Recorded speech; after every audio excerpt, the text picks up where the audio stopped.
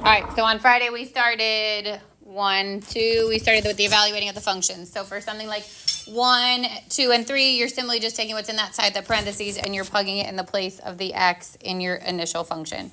So if I plug in -2, remember it goes in parentheses, so that when I square it, that would become a +4. And I get 8 minus 2 minus 1, or 6 minus 1, which is 5. And then 2, I'm taking -a and plugging in. So I get 2 times -a squared plus a -a minus 1. The -a squared goes back to +a squared, and then this would be -a minus 1. So you want to get it in as simplest form as you can. And then 3, we're going to take x plus 1 and we're going to plug it in. So 2 times x plus 1 squared plus x plus 1 minus 1. We're going to either expand and FOIL that x plus 2 squared, or we're going to use the shortcut, which is what I'd recommend, making sure we know how to do because it'll make life easier. Square the first term, square the last term, and then double their product.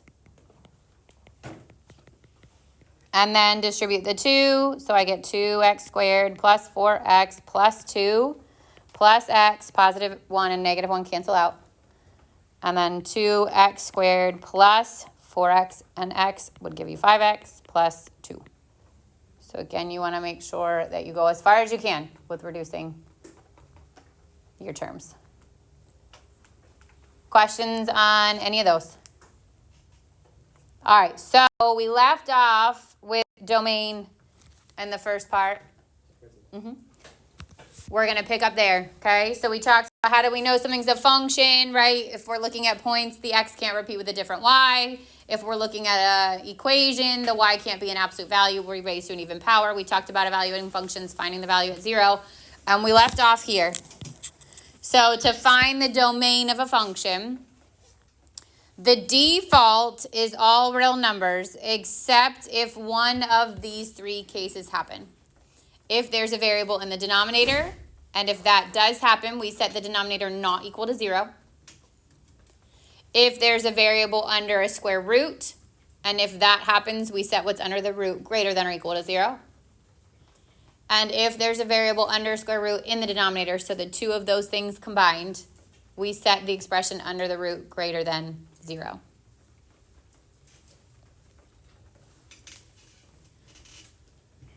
So let's talk about why these things happen. If it's the first case, if there's a variable in the denominator and whatever we plug in makes the denominator equal to 0, what happens when we divide by 0?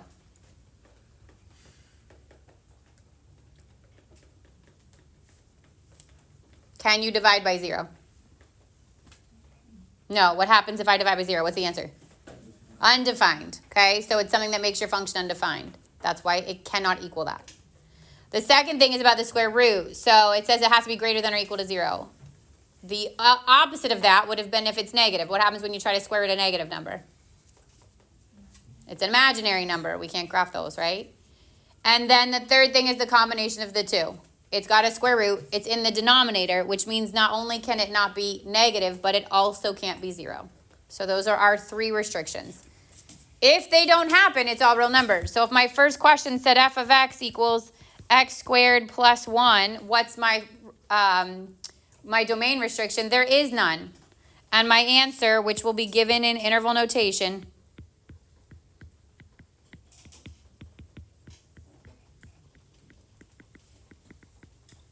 would be -infinity to +infinity. That's the way we write all real numbers in interval notation. So all of these answers will be in interval notation.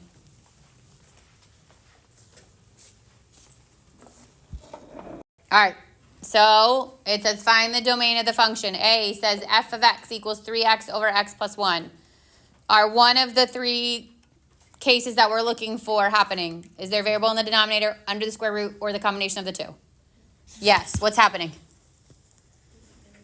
Variable in the denominator. So the 1 in the numerator, I completely ignore. I can get a 0 in the top because 0 divided by a number is just 0, and that's an answer. It's not undefined. The bottom is the problem. So we say x plus 1 cannot equal 0, and x cannot equal -1. That means x can be all numbers except for -1. And in interval notation, that looks like this. Negative infinity to -1 with a parentheses on -1 because a parenthesis says do not include that number. The u for union, -1 to positive infinity.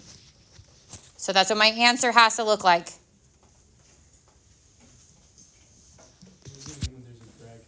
A bracket says you can include it. So if we don't want to include the number, we always put the parentheses. But you'll see in a second, we're going to put a greater than or equal to symbol. That can include the number. That gets a bracket. So bracket says include it. Parentheses means not.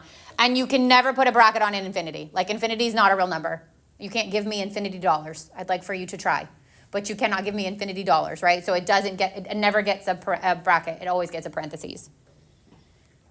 All right, so go to B. This is a case in which I've got a variable under the square root. So whatever's under the root has to be greater than or equal to 0, which means x has to be greater than or equal to -3. The greater than or equal to is where the bracket comes into play. So greater than or equal to -3 in interval notation is -3 to positive infinity with a bracket on the -3 and a parentheses on the infinity.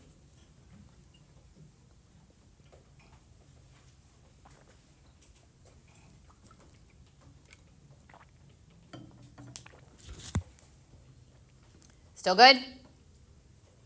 Okay. C has a square root in the denominator. So now we say whatever's underneath there has to be greater than 0. It can no longer equal 0.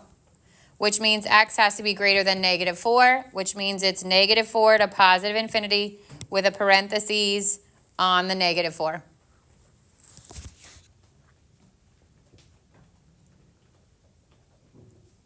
So why is it parentheses on -4 bracket on the middle? So in this case, we're saying it has to be greater than 0. It can't equal 0. In this case, we're saying it has to be greater than or equal to 0, so it can include that number. So if it's in the bottom, you can't include it. You're welcome. All right, then D. So this time, there's two scenarios happening, right?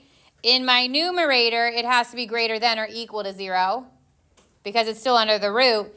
But in the denominator, it has to be greater than 0.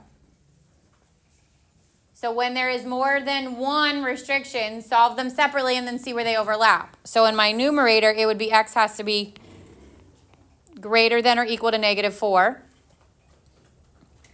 And in my denominator, it would be x has to be greater than -1/2.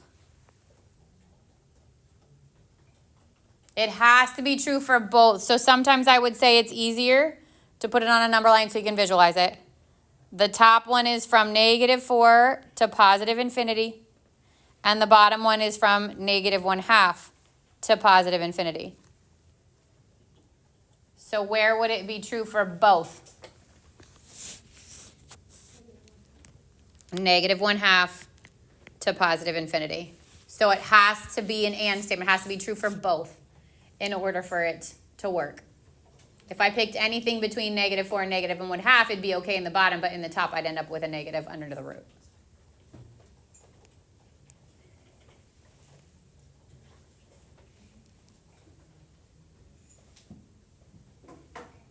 All right, so two extra scenarios because this is where people get hung up, okay? One is if in my denominator, I'd have two restrictions. So if I had x over x squared plus 20 or minus 25, what do I do with that denominator?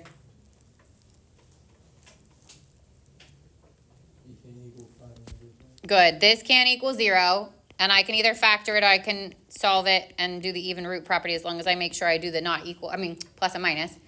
But I basically get that x can't equal -5 or +5. And the way this looks in interval notation is we go from -infinity to the smaller number, smaller to bigger number, bigger to positive infinity. So it would be -infinity to -5, -5 to +5, and 5 to positive infinity. And they're all parentheses because it cannot be those numbers. If you had 3 things, it would go negative infinity to the smaller, smaller to the second smallest to biggest. Like you'd have to just keep adding in those intervals. And then the other one that tends to get people is if it said something like this.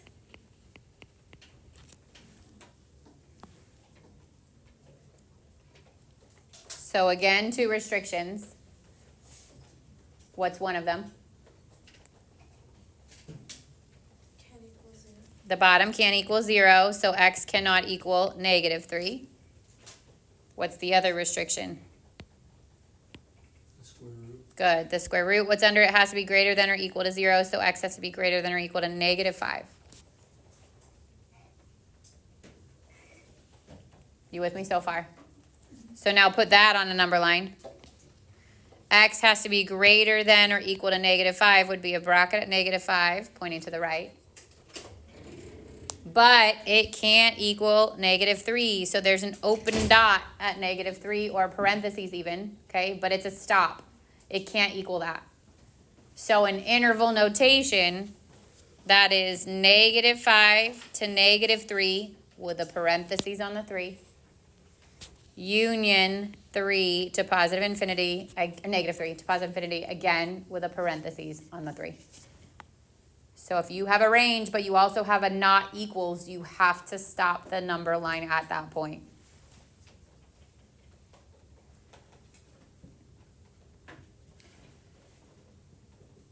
Questions on any of these?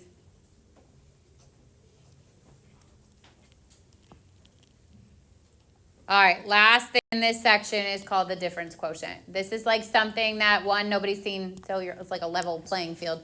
Something that, like the first time you see this, you're going to be like, what the heck is she doing? And then if you practice it 3 times, it's the same steps every time, you'll get the hang of it, okay? But take a deep breath because the first time is going to be weird. This is the difference quotient. You have to have it memorized. That is f of x plus h minus f of x all over h. We break it down into its parts. So the first part I'm going to do, like let's say step A or step 1, would be find f of x plus h. It's going to give you the f of x. So it's going to give you an equation. Here is f of x. And then you're going to find f of x plus h by taking that x plus h and plugging it in everywhere there's an x. And then you're going to simplify it. Then you're going to take that value and subtract the original f of x from it. Which means take my original equation or expression, change all the signs, combine my like terms. And if you do that correctly, everything without an h will cancel out. You'll see it happen when we do it. And then the last step, you're going to put all of that over or under h. Over h, sorry, h under all of that. And then you will cancel out the h. It will go into every term. Again, if you've done it correctly, it will go into every term and it will simplify.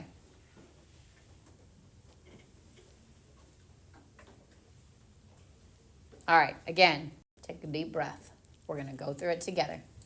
It says evaluate the difference quotient. So again, f of x plus h minus f of x all over h.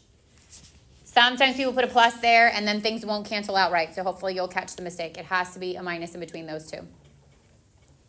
So the first thing I'm going to do is find f of x plus h. I'm going to take x plus h. I'm going to plug it into all the x values of my f of x. So I'd get x plus h squared minus 2 times x plus h minus 5.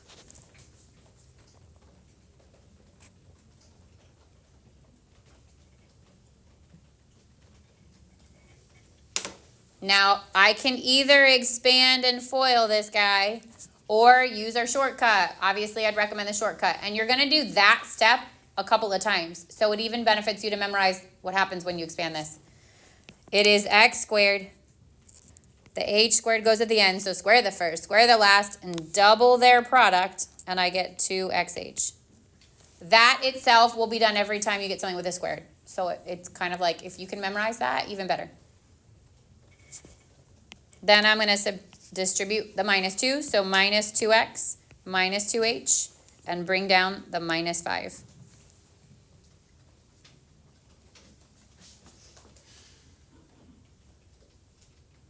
Nothing to combine from here. So then my next step, so this whole thing is just the f of x plus h part. Now I'm going to subtract from it my f of x, which is this guy. I'm going to put it in parentheses for now so that I remember to change my signs.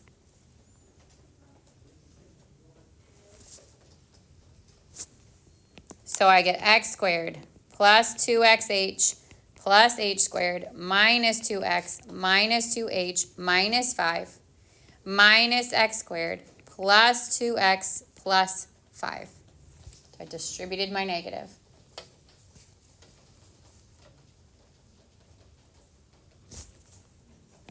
And now we cancel out. Anything that does not have an h should cancel out. I have a positive x squared and a negative x squared. They cancel out. I have a positive 2x and a negative 2x. They cancel out. And I have a positive 5 and a negative 5. They cancel out. Sure. What's left is 2xh plus h squared minus 2h. And the last step is put it all over h. God bless you, and simplify. So if I've done it correctly up to here, God bless you. Every term has an h. So it cancels into each of these, and I'm left with 2x plus h minus 2.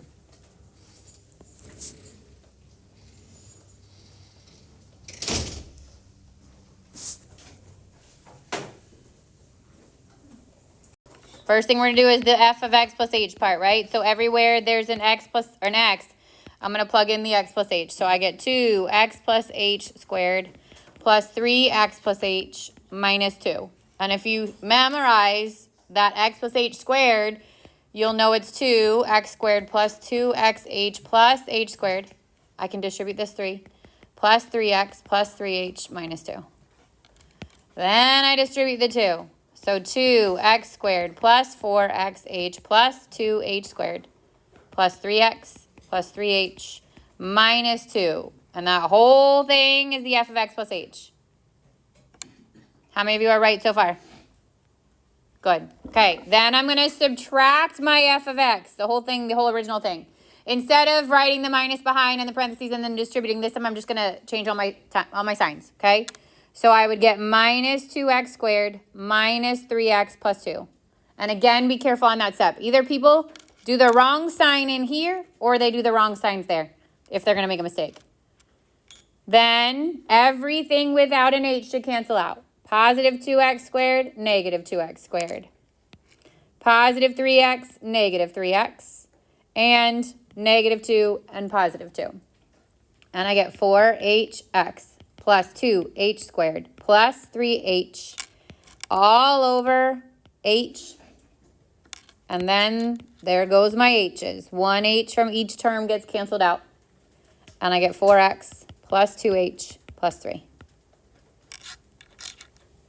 Raise your hand if you got it right. Good. Order at the end doesn't really matter. If you go to like practice another version on WebAssign, or you go to look at the key after the due date tomorrow, they tend to put like the h first. It really doesn't matter, okay? As long as the signs are correct and the terms are obviously right. Questions? Okay, you've got 9 minutes if you want to get a head start on your 1-2 stuff that is due tomorrow. If you have questions from 1-1, I can answer them too.